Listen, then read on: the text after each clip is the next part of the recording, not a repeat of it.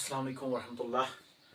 So, in this video, I will just look for the two problems, okay? The problem number first that I will try to discuss, it belongs to the kinematics, physics of kinematics, okay? And the second problem belongs to the physics of electromagnetic fields, okay? So the first problem I will just try to begin with, it is the kinematical problem here. What the problem is all about. If I will just mention here the statement from the problem here, if it is given in a question, if we have the particle and such a particle moves along a straight line, okay?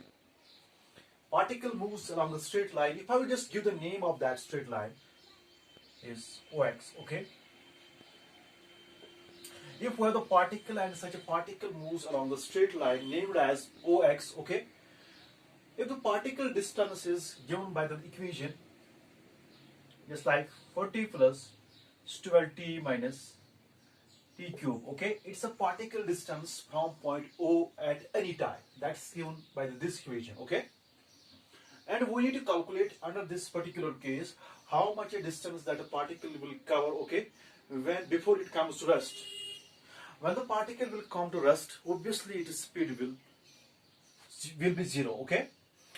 First of all, it's very important to look what exactly the content of the problem is all about. Here we have the straight line along the particle moves, and the name of straight line is OX, okay? Now from point O, if I'll just put the problem up this way, for example, this is my point O and this is a point X, okay? This represents the one-dimensional motion, okay? Just like I will just name it my x-axis here. The particle displacement is given by this equation, okay? From point O, the particle has a distance of this much, okay? I need to calculate how long the particle has to travel before it comes to rest, okay? So when particle comes to rest, obviously its speed will be zero, okay? For that, I will just first of all calculate here what I can see the particle speed. How I can calculate the particle speed? If I will look this equation once more here, if I will differentiate it, means dx by dt, it will be d by dt of, yes, instead of x, I can write here 40 plus 12t minus t cube, okay? It will be 0 because 40 is a constant. Here it will be simply 12 minus 3t square, okay? This is what we are getting after differentiating it. From the left hand side, what we have, the first derivative of the distance, that's what we call as speed, okay? When particle will come to stop, okay, when it will stop, obviously its speed will be 0, okay? So we will get here the time at which how long the particle will travel, okay? Means that we will get here the time. The time will provide us the kind of understanding how much a distance it can travel before it can stop, okay? So for that, I will do here, first of all, one thing I will just, it will be 12 is equal to 3t square. It will be 4 here, means that t square will be 2 square, that is simply 2 seconds, okay? Means that the particle will take a time of 2 seconds before it can stop. I will just put this time here. By this way, I will get a distance that the particle will travel here, okay? For this time, how much distance the particle will cover for this time, okay? It will be given as x will be equal to 40 plus 12 into t, that's 2 minus t cube, that's 2 cube, will be 8, okay? So it will be 40 plus 24 minus 8, okay? It will be here 64 minus 8, that will be 56 meters, okay? But this is a distance from point O that a particle covers, okay? And we don't know what will be the distance covered by the particle before it can reach at O, okay? For that, here we are putting the time as t, okay? When we look for this kind of story, we are putting time t is equal to 0 at point O, okay? Before that, particle passes some distance. That will be confirmed here. From this equation, again, if I will put t is equal to 0 here, what I will get here, it will be 40 plus 0 plus 0. It will be simply the 40 meters, okay? Means particle covered a distance of 40 meters when we put time t is equal to 0. Means that at this point, what will be the value of x? At this point, the value of x is 40, okay? At t is equal to 2 seconds, what's the value of x? X will be your 56 meter, okay? X will be your 56 meter, okay? So basically what we need to calculate, how long the particle need to travel before it can stop. Before it can stop, okay? When we measure the particle distance from t is equal to 0 to t is equal to 2 seconds, we will get at t is equal to 0 particle covered a distance of 40 meters. When t is equal to 2 seconds is the time at which particle stops, okay? But before it can stop, it has covered the 56 meters. And what's the distance between these 2 points? That will be 56 minus 40, it will be simply the 16 meter, okay? Particle need to cover a distance of 16 meter, okay, before it can stop from point O to point that lies on x-axis, okay, at t is equal to 2 seconds or particle stops. Moment it can stop, it will travel of x is equal to 60. Here the value of x will be 56 meters, okay. So by this way, we got the result, okay, after analyzing the problem, okay. So this was all about this problem, okay. Let I look for one more problem. I told you as before the problem I will discuss here, the problem number 2nd I will discuss here, that belongs to electromagnetic fields, okay. Let me first of all look what's the exact content in the problem. What is the exact content in the problem? Suppose we have the particle, okay, whose mass is given as m and whose charge is given as q, okay, and such a particle moves with an initial velocity of given as like this, where this j cap is a unit vector.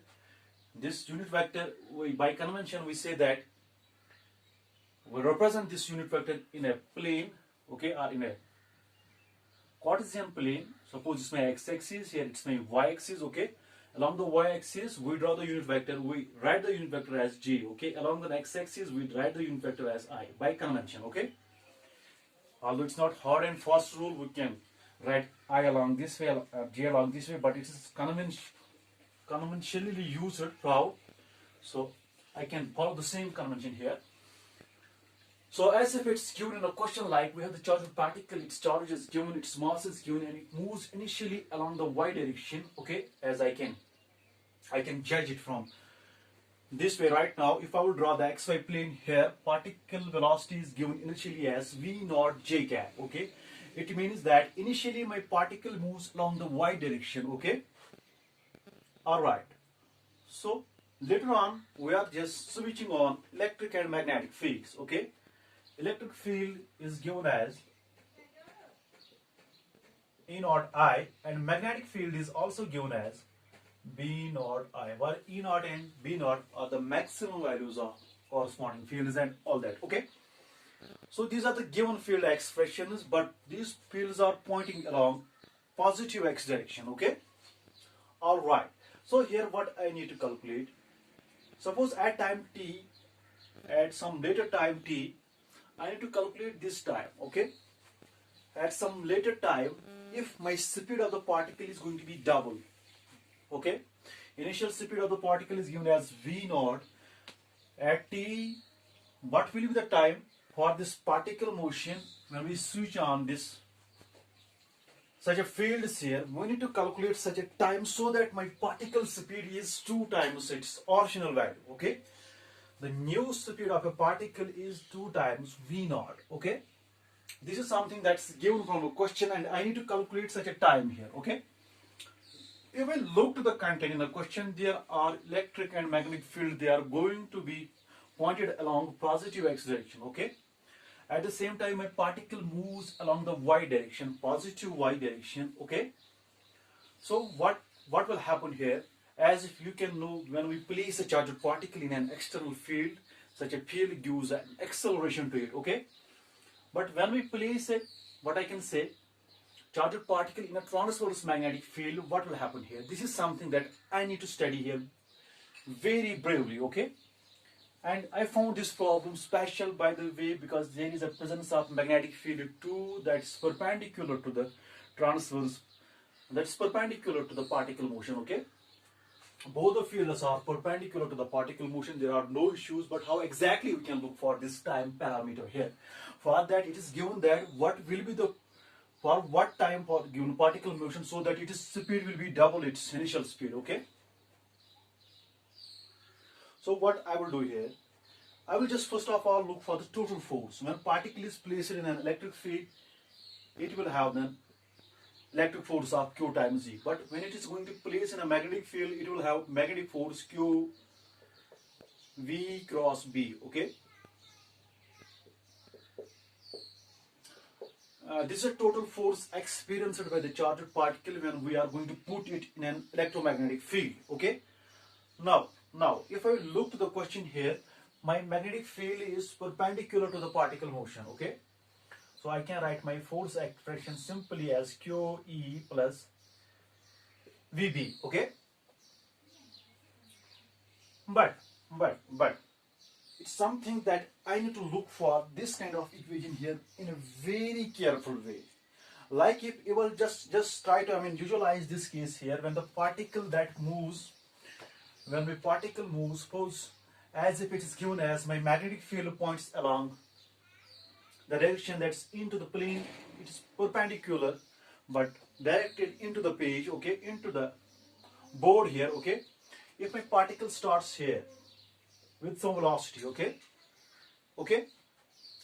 and what happens here when we talk about the magnetic force, it is perpendicular to the plane containing V and B, means that magnetic force is perpendicular to V comma B, okay. It is perpendicular to both velocity of the particle and the applied field here, okay. For that, if my magnetic field is inwards, particle motion is along this way. After using tactical thumb rule here, left hand thumb rule, we will get this kind of trajectory here, okay. It is as a consequence, because magnetic force at every point, it is going to direct it towards the center here. This is my magnetic force here when the particle velocity will be here. If this is my particle velocity here, again, if this is my particle velocity here, magnetic field is into the page but perpendicular to the particle motion, okay. And force is perpendicular to the both V and B. It will be towards the center here again, okay.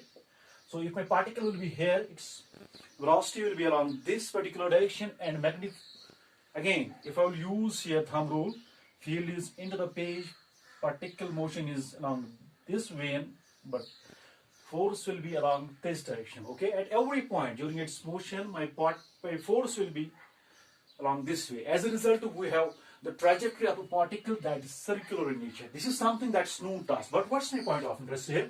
Very important right now. Look, when we talk about the magnetic force here, the force is perpendicular to the particle motion, okay? Means that it only alters the direction of particle motion. It has no impact on the speed of particle. Means that magnetic force has no impact on the speed of particle. It only alters the particle motion direction, okay. If the particle moves along this plane, it will just try to move along the circular way, okay. If the condition is here going to satisfy that, particle moves perpendicular to the magnetic field, and magnetic force is perpendicular to the plane containing V and B, okay.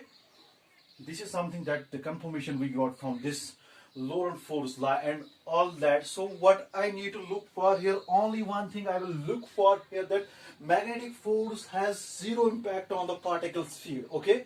As if question says me, what will be the time when the particle speed is going to, suppose at time t my particle speed will be V prime. The question says me it will be 2 times V naught for this time. I need to calculate this time. To calculate this time, I can omit this term here, because magnetic force has zero impact on the particle speed, okay. This is a confirmation that we got from here right now, because particle moves perpendicular to the magnetic force. As a result, it is not going to apply along or against the particle motion, so it has a zero impact on the particle speed. As a result, I can omit this factor here. It simplifies my problem big in a way, like only force I need to look for, that's the electric force here, okay. As far as we were talking about the particle speed, although particle velocity will be different, but the particle speed has zero impact by means of the magnetic force. It will be impacted only by the electric force here, okay. So I need to consider only this much of force here. This simplifies my problem bit. So how I can proceed here right now? For that, if initially particle speed is given, at later time I want to know my particle speed, I will use the equation of motion. If I want to know my particle speed at some later time t, it will be the initial speed plus Although if my particle accelerates, time is the time, okay? This is what I can say. At some later time, I can know my particle speed provided that the initial speed is given. If my particle accelerates, then I need to add this term, okay? If particle does not accelerate here, particle speed will be as zero, okay? This is something we can confirm here very easy way. Rather, I can just name this equation first, okay? So if I write here the particle velocity here, because if I want to know the particle speed, I will just make the modulus of it. That's given as my particle speed will be is the norm of v, it will be under root of this v naught square plus a square t square. This is the time that I need to calculate here. But when we place charged particle in an electric field, it is going to experience a force. As a result, it will accelerate, okay? Means that mass time is accelerated according to Newton's second law. It will be equal to the QE. This is how we can find the acceleration of a given charged particle in an electric field, okay? As if mass of a particle is given, so acceleration will be here simply QE by m, okay? If I will put this factor here, what I will get here, yes? So I can write here simply, if I will just use v prime here, v prime, okay? There is no need to use because it is given as v naught, okay? I can make it simple without making lots of confusions here. Let it be v here, okay? So here, but v of t is given as magnitude of v of t is 2 times v naught, okay? 2 times v naught square, it will be simply v naught square is equal to a square t square, okay? So from here, what I will get, it will be 4 v naught square minus v naught square, that will be 3 v naught square, okay? Divided by a square will be equal to t square, okay? So from here, it will be, yes,